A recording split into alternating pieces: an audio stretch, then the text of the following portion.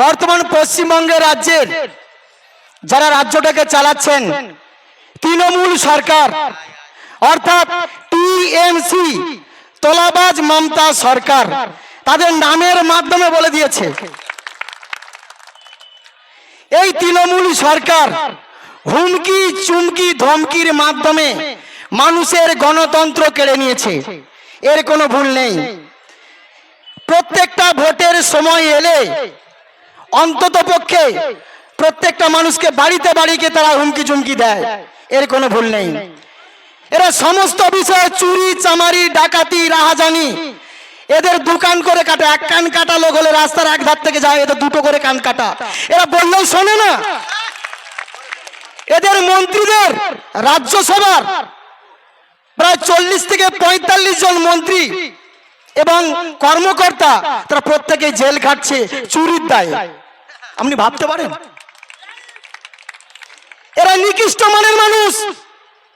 এদের কোনো ধর্ম নেই, এদের মধ্যে কোনো হিন্দু নেই, মুসলিম নেই, খ্রিস্টান নেই, কোনো কিছু ধর্ম নেই। এদের একটাই ধর্ম, তোলাবাজি করবে আর পকেট ভরাবো। কিন্তু মনে রাখবেন, বারে বারে ঘুঘু খেয়ে যায় ধান, সুযোগ পাইলে তোমায় বধিব পরাণ, মনে যেন থাকে। এই একটাই দলই প্রতিবাদ করতে পারে, ছোট ভাইজানের দল আব্বাস সিদ্দিকীর দল আইএসএফ, ইন্ডিয়ান সেকুলার ফ্রন্ট, যে দলের মধ্যে হিন্দু মুসলমান খ্রিস্টান সবাই মিলে আমরা আসতে পারি। আমি যখন প্রার্থী ছিলাম, আমি খুব গরিব মানুষ, 5টা মাত্র ব্যানার করেছিলাম। একটা অঞ্চলে 5টা ব্যানার, ভাবতে পারবেন? সেখানে কাউকে যখন আমি পেলাম না, 5টা ব্যানারের প্রত্যেকটা আমাদের 900 সিদ্দিকী ভাইজানের মাথাকে কেটে নেওয়া হয়েছিল, আমারও মাথাকে কেটে নেওয়া হয়েছিল। সেদিন থেকে আমি প্রতিজ্ঞা করেছি, এই ভারতবর্ষের বুকে, এই পশ্চিমবঙ্গের বুকে 900 সিদ্দিকী ভাইজান আসছে এবং আসবে। হয়তো ওনারা ভাবছেন ও তো একজন, কিন্তু না, এটা সবথেকে ভুল সিদ্ধান্ত। একের পিছনে শূন্য মারলে 10, 10-এর পিছনে শূন্য মারলে 100, 100-এর পিছনে শূন্য মারলে 1000, 1000-এর পিছনে শূন্য মারলে 1 লক্ষ হবে। এটা আপনি ভেবে রাখবেন। ওনারা আবার বলছেন লোকের কাছে যে আমরা এখান থেকে জিতে যাব। বারে বারে আপনি চুরি করতে পারবেন না, এই চুরি প্রথা চলবে না। একমাত্র যদি প্রতিবাদী মুখ থেকে থাকে, সেটা হলো আইএসএফ দল। আর আমাদের ছোট ভাইজানের যিনি প্রার্থী হয়েছেন, তিনি একজন শিক্ষক, তিনি একজন অধ্যাপক, তিনি শিক্ষিত মানুষ, তিনি কোনো মূর্খ ব্যক্তিকে দান করাননি। তেনাকে ভোট দিয়ে আমরা পার্লামেন্টে পাঠাবই, এটা আমাদের দৃঢ় প্রতিজ্ঞা। আমরা ভাবতে পারবেন না, এই তৃণমূল সরকারের প্রত্যেকটা নেতা নেত্রী যখন এরা নেতা নেত্রী ছিল, একটা বিড়িকে টেনে কানে গুঁজে রাখতো, আবার সন্ধ্যার সময় খাবে। কিন্তু এখন দেখবেন প্রত্যেকটা গ্রামে গিয়ে সেই সমস্ত চেলা চামুন্ডারা কোটি কোটি টাকা চুরি করে 3 তলা 4 তলা করে বিল্ডিং করেছে। এটা ভুল না ঠিক? বলুন আপনারা। তাদের একটা সই আনতে গেলে দাঁড়িয়ে থাকতে হয়, পোষা কুকুরের মতো দাঁড়িয়ে থাকতে হয় একটা সইয়ের জন্য। আপনি কালকের আসুন, আপনি পরের দিন আসুন, টাকার আপনার সঙ্গে নিয়ত করতে হয় কেন? এটা আমাদের হকের অধিকার। কোন দিকে যখন আপনি পাচ্ছেন না, তখন আপনি ধর্মের সুশ্রুতি দিচ্ছেন। কয়েকদিন আগে আমাদের রাজ্যের মুখ্যমন্ত্রী তিনি বলছেন তিনি নাকি এত উন্নয়ন করেছেন, তিনি নাকি এত চুরি করেছেন। তিনি বলছেন কোরআন মুছে যাবে, রামায়ণ মুছে যাবে, বাইবেল মুছে যাবে, তেনার উন্নয়ন নাকি থেকে যাবে। এটা কিসের কথা? আপনি একজন মুখ্যমন্ত্রী, আপনি বলতে পারেন না? কয়েক বছর আগে বিজেপির একজন কর্ণধার নপুর শর্মার নামটা সবাই শুনেছেন তো? সবাই শুনেছেন। তিনি যখন একটা কুমন্তব্য করেছিলেন রসুলুল্লাহকে নিয়ে, ঠিক বলছি না ভুল বলছি? তখন সবাই যারা ধর্মপ্রাণ মানুষ, আমাদের ভারত, পাকিস্তান, আফগানিস্তান যত মুসলিম কান্ট্রি আছে, সবাই নপুর শর্মার বিরুদ্ধে সোচ্চার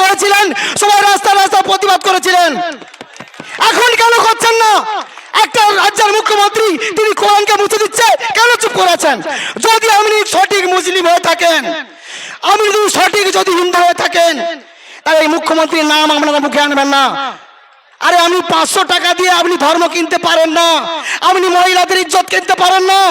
সন্দেশখালীতে যা কাণ্ড করেছে এরা, সন্দেশখালীতে আপনি ভাবতে পারবেন না। যে মেয়েটি সুন্দর তাকে তুলে নিয়ে যাবে, রাত্রেবেলা পা দাবাই করাবে, পিঠে তৈরি করাবে, এটা কোনো কালচারের মধ্যে পড়ে? তা তৃণমূলের এটাই কালচার। তাদের কোনো মামাসি জ্ঞান নেই, তাদের কোনো ভালো জ্ঞান নেই, তাদের কোনো শিক্ষা নেই।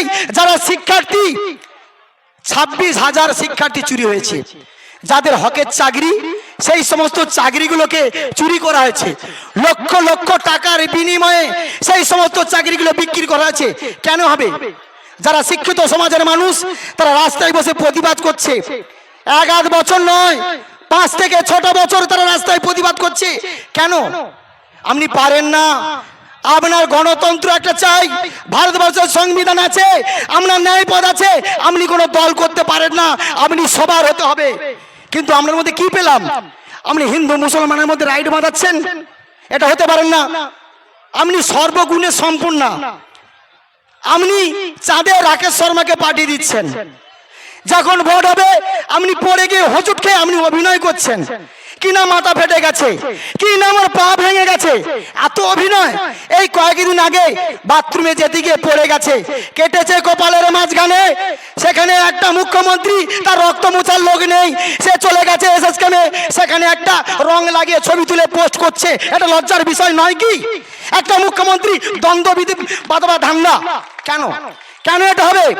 আমরা যদি হিন্দু এবং মুসলিম খ্রিস্টান যদি ভারতবর্ষের বুকে একসঙ্গে থাকতে পারি, আপনি কেন বিভাজনের রাজনীতি তৈরি করছেন? কেন আপনি বিভাজনের রাজনীতি তৈরি করছেন?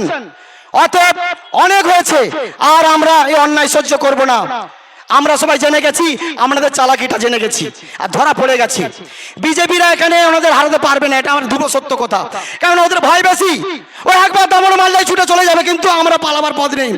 কয়েকদিন আগে মশাটে বাজারে আমি মিটিং করতে গিয়েছিলাম, আমরা সবাই শুনেছেন খবরের মাধ্যমে। সেখানে আমার চোখের সামনে, আমরা টিভির মাধ্যমে দেখেছি, খবরের কাগজের মাধ্যমে দেখেছি যে গুলি চলতে। আমার লাইফে কখনো গুলি দেখিনি। আমার চোখের সামনে 16 রাউন্ড গুলি চলেছে।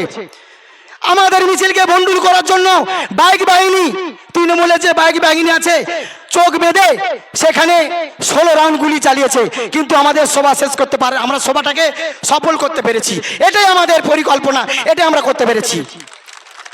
যতই হুমকি দিক আর চমকে দিক, আমরা কোনো পিছু হটবো না, আমরা কোনো পিছু হটবো না।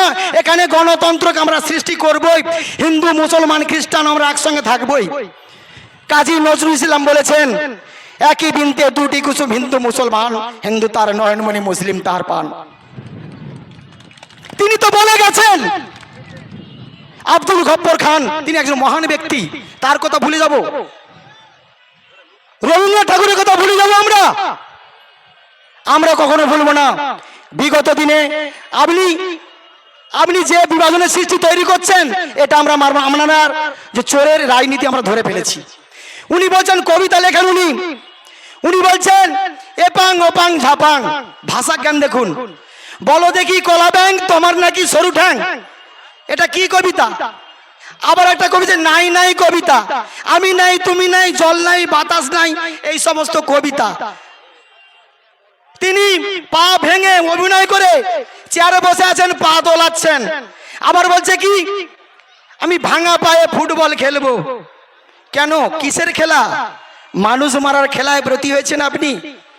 মানুষের জীবন নিয়ে খেলতে চাচ্ছেন? খেলা হবে, খেলা হবে, কিসের খেলা হবে? আপনি বলছেন রক্তের হুলি খেলা হবে, কিন্তু না। আমরা আইএসএফ দল থেকে বলছি, আমরা রক্তের হুলি খেলা খেলতে চাই না। আমরা হিন্দু মুসলমান কাঁধে কাঁধ রেখে অন্যায়ের প্রতিবাদ করব, অন্যায়ের জন্য সোচ্চার হব। কখনোই আমরা গন্ডগোল করব না।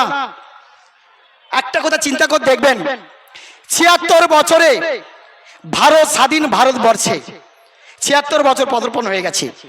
এখনো পর্যন্ত আমাদের ভারতবর্ষের বুকে অন্যায় প্রতিবাদী দল কিন্তু একটাই আমি দেখতে পেয়েছি, সেটা হলো আইএসএফ দল, বড় ভাইজানের। এই জন্য আব্বাস সিদ্দিকী সাহেবকে অজস্র অজস্র ধন্যবাদ। আর তেনার ভাই, আচ্ছা বলতে পারেন আব্বাস সিদ্দিকী ভাইজান, নওশাদ সিদ্দিকী ভাইজান, তেনা কি গরিব বাড়ির ছেলে? তেনারা যদি ফুরফুরায় বসে থাকে লক্ষ লক্ষ টাকা তাদের ইনকাম হয়ে যাবে। তেনারা কেন মাঠে নেমেছেন? তাদের টাকার অভাব আছে। কাদের জন্য? আমাদের জন্য, আমাদের গরিব মানুষের জন্য। পশ্চিমবঙ্গে রয়েছে তাদের রক্ত চক্ষুকে উপেক্ষা করে এমন একটা জায়গাতে এই সভাটা করা হয়েছে বা আমরা করতে পেরেছি, এর জন্য অশেষ অশেষ ধন্যবাদ জানাচ্ছি। এবং